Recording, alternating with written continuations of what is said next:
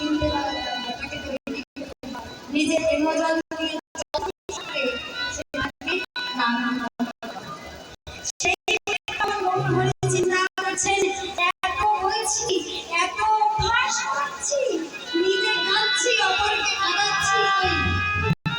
এত কিছু করেও তো জীব আপনা আপনি কিনা করি আমরা এমনি এমনি ভগবানের নাম করি সবাই জানি ভগবান সবার মধ্যে আছে তিনি সব দেখছে তারপরেও দিনান্তে একবার তার নাম করবার কথা মনে করে না কখন মনে করে যখন আমরা বিপদে তাই তো বিপদে না পড়লে তাকে স্মরণ আমরা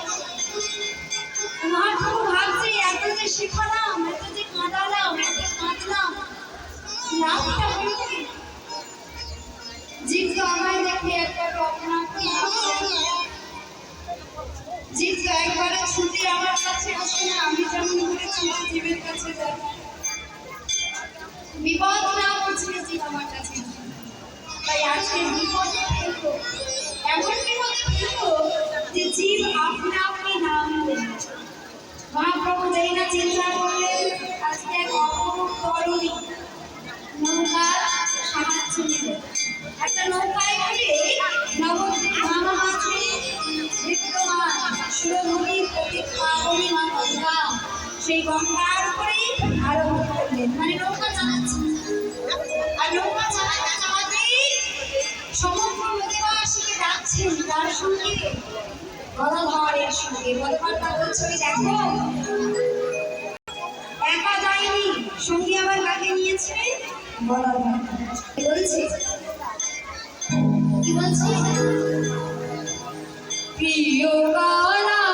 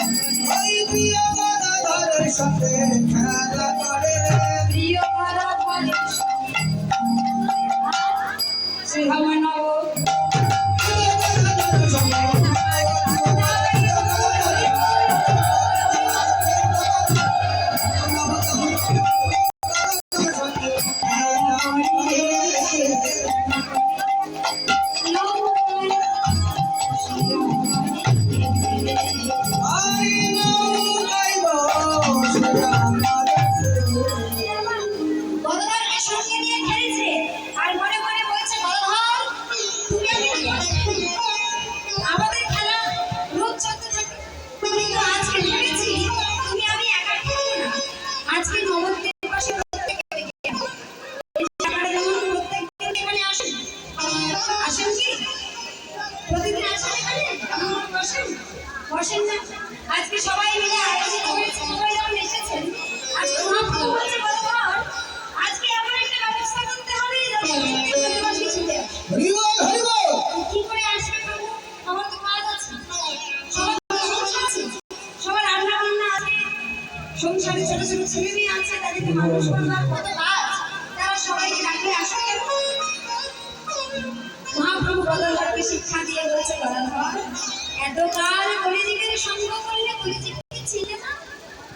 কলিযুগের যতই কাজ থাক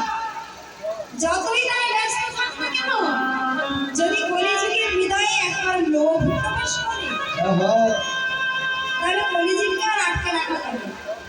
লোভ যদি আপনার হৃদয়ে কারণ প্রবেশ করেছে, তাহলে সেই লোভের কারণে সেই সব থেকে নিকৃষ্ট কাজ, সেই কাজ করতে উপার্জিত হবে। হ্যাঁ, আপনাদের দেশে হয়তো জানি না, আমাদের দেশে অনেক ঘটনা।